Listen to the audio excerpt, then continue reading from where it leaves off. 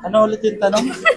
Ano pinag-aaralan sa criminology? Pinag-aaralan namin sa criminology, syempre, yung mga criminals, yung behavior ng criminals, corrections, yung mga kung paano yung mga ginagawa ng mga police, firing, syempre, yung mga laws, syempre, pinakamahalaga yun.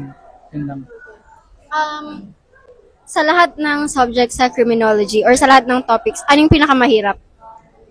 For me, yung pinakamahirap ko ngayong second year is yung personal identification. Anong pinag-aaralan? Pinag-aaralan namin doon is yung fingerprint, kung paano i-identify yung mga fingerprint, kung yung maliliit na pattern, yun, hahanapin mo siya. So, sobrang liit nun, kaya mahirap siya. Pinakamahirap. For me naman, pares lang din sa kanya. Kasi napakahirap i-identify yung mga pattern and ridges. Kasi may iba't ibang tawag doon. Lalo pag titignan nyo sa parang microscope. Napakahirap i-identify kung anong tawag doon. Lalo't hindi maganda yung fingerprint, yung medyo nabubura. Talagang zero ka doon.